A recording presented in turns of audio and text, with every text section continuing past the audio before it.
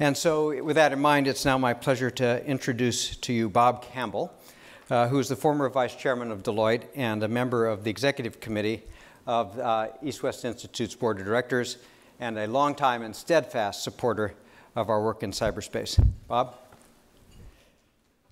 Good morning. Good morning. Well, thanks, Bruce, and I'd like to recognize you for your leadership of the summit. I think yesterday was superb.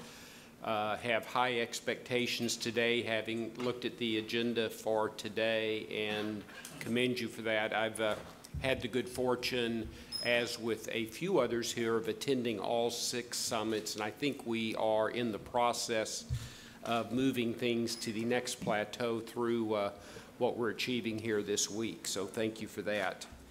Our morning's keynote address will be delivered by our friend Scott Charney. Scott and Microsoft have been extraordinary supporters of both the Institute and our cybersecurity program, of which our board is very appreciative. Scott has had an extraordinary career right in this space. Scott today is Microsoft's corporate VP for Trustworthy Computing, but has a previous very distinguished career in both the public and private sectors. He was a principal with my friendly competitor, PricewaterhouseCoopers, in digital risk management. He headed the computer crime and intellectual property area for the Justice Department. Thank you. And he served as an assistant U.S. attorney.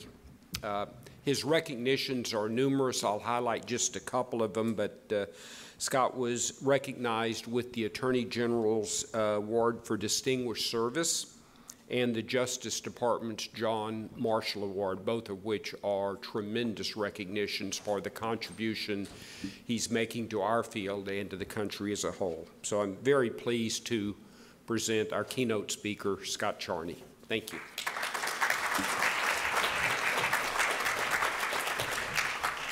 Good morning. I'd like to use my time to talk about the cyber norms issue with a particular focus on looking back and looking forward. And the reason I say that is this is a journey. We're on a journey together. And very often when you're on a journey, what happens is you make each and every decision as they come up.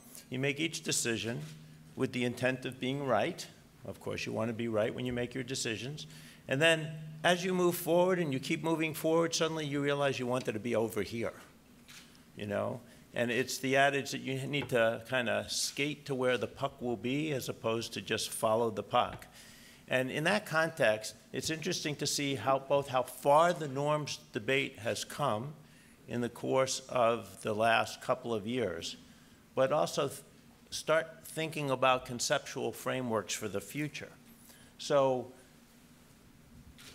there seems to be broad consensus now on the need for norms to deal with the less than war scenarios. And that actually, that we've come that far is not a trivial matter. In large part because technology is new and rapidly changing. Governments are trying to assess their own relationship with the internet. It has become very clear that they have 4 distinct relationships with the internet. They're large enterprises. They use IT to render services to their customers. Their customers are citizens, and they want them to do online things. They want to protect critical infrastructures, protect the security and privacy of users. That's great. They also want to exploit the internet, which runs directly counter to their protection mission.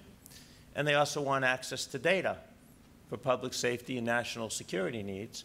And that's why you can see in the agenda discussions about cryptography, access to plain text, and the like. So governments have this very complicated relationship now. Let's protect the thing and exploit the thing. And in that environment, you know, getting the world, and governments in particular, to move to a substantive norms discussion is an important accomplishment. And so we've made a lot of progress in that regard.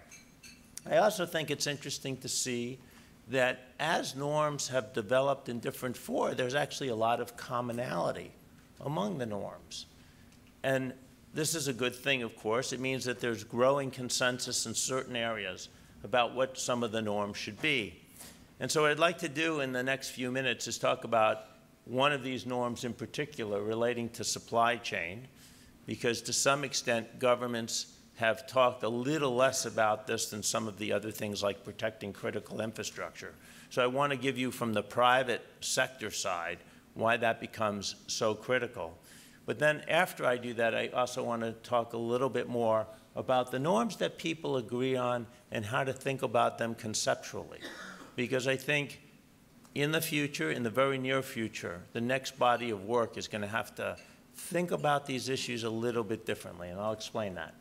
So I have written about this issue before, but all of the advantages that the world has gotten from IT has really been the function of a global economy, a global supply chain, low barriers to entry, and technology just proliferating around the world. But in the last few years, it's become increasingly clear that this global supply chain is under pressure.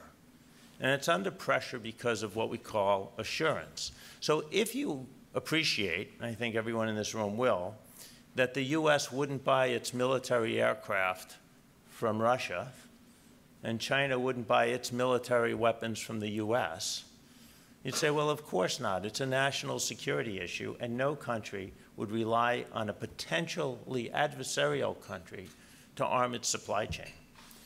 If you then start thinking about IT as being a force multiplier in the military, and you would recognize that IT has become a national security issue because you run it in your militaries and you need it for critical functions, you ask the obvious question.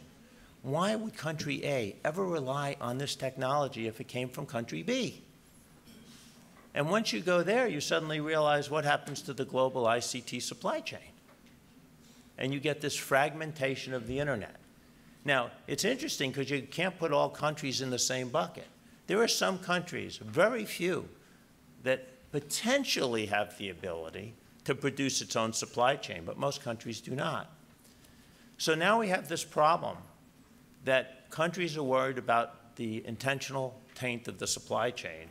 And since ICT is now critical, we can't rely on the global technology that has fueled the internet growth for the last 30 years. And so we have to start thinking about how do you engender trust in the supply chain, even when the supply chain is used for national security, emergency preparedness, and critical national functions. And when you actually look at what the arguments are about this global supply chain, the first one you see is that the product comes from a distrusted country, and we shouldn't use technology from there. If that's true, and countries adhere to that view, then global trade is over. Period, hard stop. And you know, those countries that can afford to invest and create domestic and indigenous supply chains will, and others will just have to rely. There's also this concern about what we call distrusted companies. We don't trust this company. When it's not based on any facts, that is, it's not that we've seen something that gives us trouble, we just don't trust the company. It's usually because of bucket one, the companies from a country we don't trust. The third problem is untrusted product. And there's really two aspects to this. The first is that you actually have specific information that a product is not to be trusted. There's something in the product you do not like. The interesting thing is you think that would be easy to handle. Hey, there's something wrong with this product, we're just going to go public and disclose it. But in reality, that doesn't happen because often when governments know a product is distrusted, they don't want other people to know they distrust the product, and they also don't necessarily want to reveal how they figured out the product was untrustworthy. And so you have this problem, and you know, for a company like Microsoft, if someone's evaluating our product and finds something wrong with it, we want to know and we want to fix it. But of course, if you don't know the company, if they don't have a long track record, if they're a startup, someone small, you don't know if this was really an error or deliberate. And if it was deliberate, maybe you don't want to notify them that you found out. So you have this tension about untrusted products. Now, there's another reason a product can be untrusted. And it's not because you know that something's wrong with the product that gives you suspicion. It's simply you don't understand how the sausage was made. And you worry about the integrity of the supply chain. Could anyone just come in to the Microsoft campus and put code in the Windows supply chain? And the answer is no. But to deal with that untrusted product, what I'm seeing in governments and with large customers around the world is it really comes to three things. One is they want transparency into your practices. They want transparency into how the sausage is made and how the services are operated. Second, they want more control over those products and services, the right kind of control. So, for example, Microsoft has made a very heavy bet on trusted platform modules, which are security chips that are heavily leveraged in our products. But TPM 2.0, the new standard, allows governments to plug their own cryptography into the chip. So while TPM 1.2 used a SHA-1 algorithm, and everyone in the world was dependent on this algorithm, countries say this security, this crypto is really important. If we're China, we want to put in SM2, 3, and 4. If we're the US, we want to put in AES. If we're Russia, we want to put in Ghost. How can we leverage our own cryptography that we trust, that was built for our security in these commercial products? And so you're seeing the industry move in that direction. So they want transparency, they want control, and they also want validation. They want assurance. So you say you've done the right things. You say you've given us this control. Prove it. And that's what validation and assurance is about. And there's two aspects to this: proving the integrity of the process by which the product is built, and proving that the end result is what you expected and wanted. And so the reason this is so important from a norms perspective is supply chain taint for a broadly used commercial product, a router, an operating system, puts the entire ecosystem at risk. And there's been a lot written about governments, collecting zero-day vulnerabilities for potential future use and the like. All of those things, a classic example is Stuxnet. Stuxnet exploited 4 0 days in the Windows operating system. A 0 day is a bug that you didn't know about as a vendor. And when that came out, we had to patch all the machines in the world, not just machines affected by Stuxnet. You have to prevent other customers from being vulnerable to the same kind of attack, especially when it's leaking out in the wild. So the whole planet had to patch because of a government action relative to a cyber weapon. The notion that you can keep these things contained is very hard. So for us, supply chain obviously is a big deal, and there's a norm when you think about and look at the list of norms, and coming out of all of these various groups, as there will be multiple fora looking at norms, you start to see that we really have 3 different buckets of norms. And this is really where I think the thinking has to go. There are offensive norms, defensive norms, and industry norms, and they're not the same thing. The reason I say that is when you think about offensive norms, you're talking about self-restraint in the use of cyber weapons and other similar things. And governments have to be willing to give something up. And the agencies that will be implicated most by these offensive norms are military agencies and intelligence agencies. And so when you think about where should the discussions be held and what fora and who should be at the table, you say, for offensive norms, you need the organizations and the countries that are engaging in this kind of activity and need to have self-restraint. It's not every country in the world today. There are certain countries who have, well-documented offensive operations and capacity. And those are the ones that have to actually execute on self-restraint in that environment. On defensive norms, it's a different issue. Many of the defensive norms are about protecting critical infrastructure, which is a great thing to do, but it involves a different set of agencies in part. It involves those agencies worried about defense, like the Department of Homeland Security, and not so much necessarily the intelligence communities. Yes, they have a role to play. They may have information about exploits and want to protect critical infrastructures. But if you look at defensive norms, it will be different agencies. When you look at the norms relating to no safe havens, and that countries should work together to find cyber criminals, historically, that's the law enforcement community. It's not the militaries. And so when you think about defensive norms, two things become clear. It's about cooperation more than self-restraint, and it's going to be a different set of civilian agencies that tend to work together historically on law enforcement cooperation for, from time immemorial. And then we have to start thinking as an industry about industry norms. That's why the supply chain norm is so interesting to me. Industry has not come out with a set of norms. We have codes of conduct, but we don't talk about them in terms of norms, and then we don't connect them back to these government discussions. And so I kind of conclude with saying, if you look at where the areas of convergence are, I would argue that all of these are defensive norms, which are to some extent easier to get to than offensive self-restraint. Why do I say defensive norms? Well, you could look at do not attack critical infrastructures. And you can say, see, governments are agreeing. They're agreeing not to use their cyber weapons. No, they're not. They're agreeing not to attack critical infrastructures. Take the Sony attack. Sony pictures critical infrastructure? Probably not. Self-restraint exercise? No.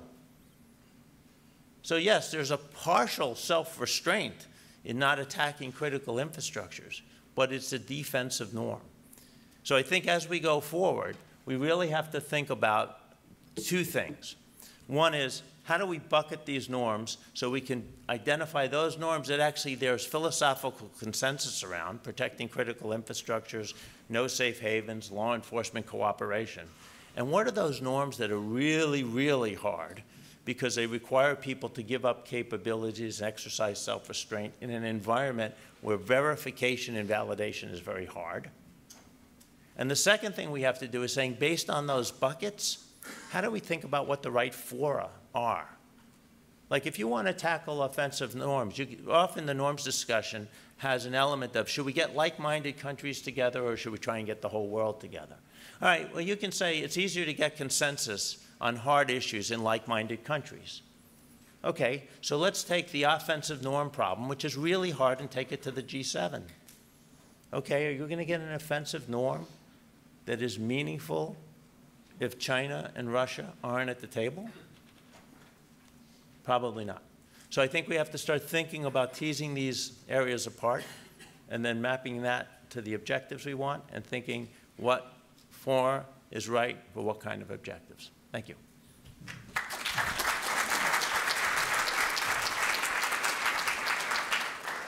Thank you, Scott. Really value your perspective. Scott has graciously agreed to take a couple of questions from the floor. We have microphones out as we did yesterday. As you think about your questions, let me maybe ask one, if I may. It's clear to me that Microsoft, your company, has been making a significant and continuing commitment to this area, playing a leadership role in the area in relationship to at least some of the other firms in your sector. Would be interested in understanding a little bit more about what's behind that and what's driving Microsoft's commitment, if you could. Yeah, I'd say there's really two things. One is a stable internet and secure critical infrastructures and a trusted supply chain is good for our business. It's that simple, right? We sell globally. More than half our revenue comes from outside the United States, and we need everyone to trust our products. And if they think we're tainting the supply chain for one country to advantage it over another country, we won't have a business.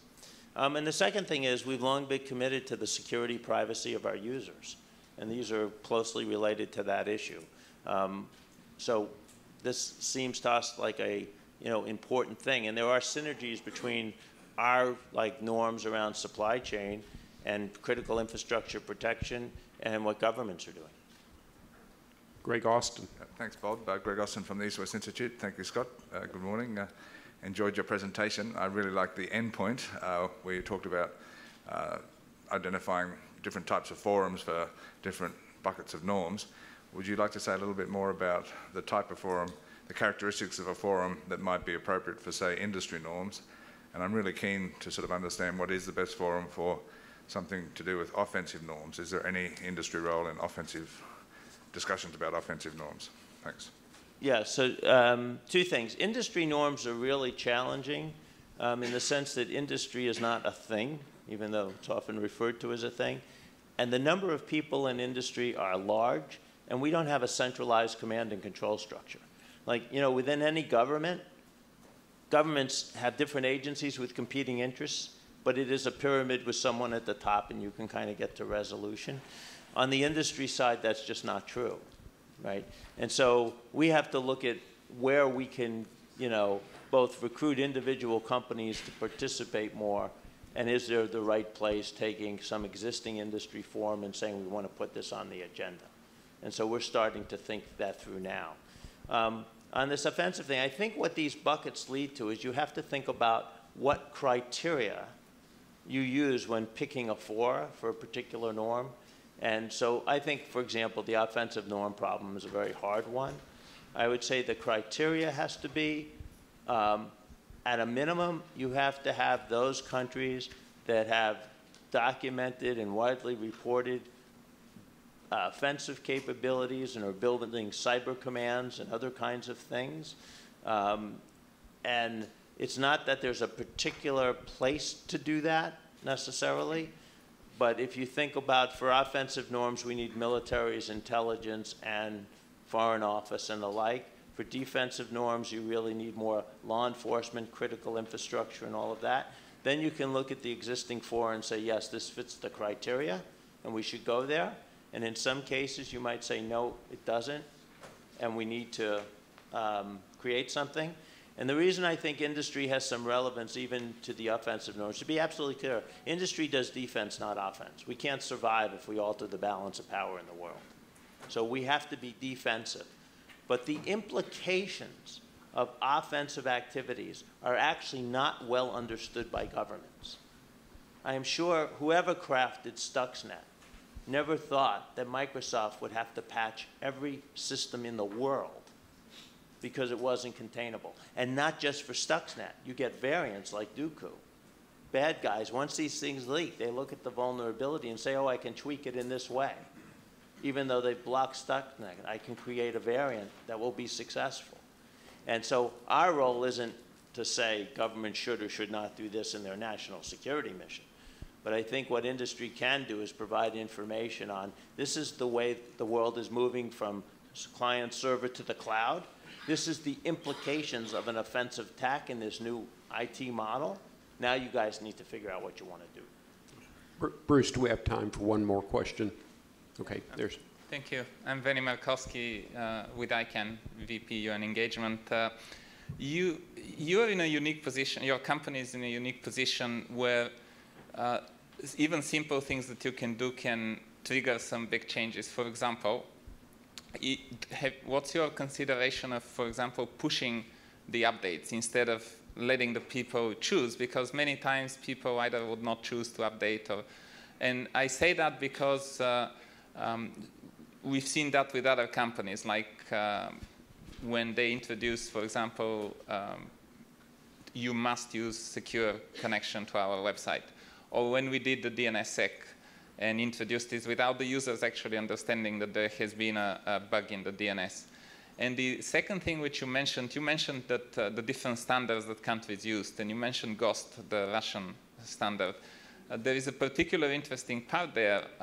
The DNS, the bind, the software that's running like probably 95% of the DNS, it actually has GHOST already introduced. And this was because the Russians started protesting where is our cryptography introduced. So there is a possibility to introduce different standards. The question at the end is whether the users will use them. If you have the option, that probably solves some of the problems.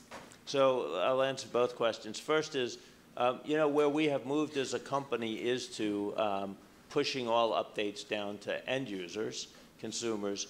Other companies have long done that. Our historical practice was to give users control and decide what they want to install. The reason that's no longer feasible is it turns out there's an infinite number of variations of Windows in the world. And that's because every person could say, I'm going to take this patch, but not that patch. I'll take that one, but not these two. And as a result, no two machines look the same. The problem with that is when you issue new patches, we have to do a lot of logic detection because many patches are contingent on you having installed something prior and you've had complete control, and the detection logic is just, it is not manageable at scale anymore. And so on one hand, in the consumer space, you know, if you get Windows 10, you'll see you're just going to get the updates. The problem is, and what makes us different from some companies, is we're heavily in the data centers and in the enterprise. When you just automatically patch end users, they're running the normal stuff, Adobe Reader, they're running this, that, and the other thing. But in the enterprise, where you have custom applications and you have to reboot systems, and you don't want to reboot systems when they're doing critical things, you still have to give enterprises and governments control of that process. So our methodology for Windows 10 is consumers are going to get everything, including the latest, greatest stuff, but enterprises can go, and regulated entities and governments can go on something called the long-term servicing branch, which will be stable for 2 years, and the only thing we'll send to them are patches. And consistent with past practice, they can test the patch and decide when to deploy it. So I think, you know, we're moving in that direction because it really, you know, needs to be done. On the issue of the standards, from our perspective, we need to be agile. And actually, what we've been talking about is what we call crypto agility, which is increasingly, as governments and others worry about the supply chain, they want to control certain core elements, and crypto is one of them. And so rather, the challenge is what you actually want is you want to be able to say you can just plug in your security feature into the product, and the product will consume it. And that's what we've done with CAPI, the cryptographic API. That's what we've done with TPM 2.0. The challenge is dealing with legacy systems. And many of the products have crypto built deeply in them, hard-coded. And you can't just swap it out. And if you were going to swap it out, you wouldn't want to create a different version of the product for every country, because then you lose all the economies of scale. And so what you ultimately have to do over the long haul, and it's not easy, is say, okay, wherever crypto is really required, it should call a crypto algorithm that has been inserted by the user owner of that system. So it's more like plug and play. Yeah. But it is a lot of hard engineering work. I don't want anyone to be confused about that. Please join me in thanking Scott for his perspective.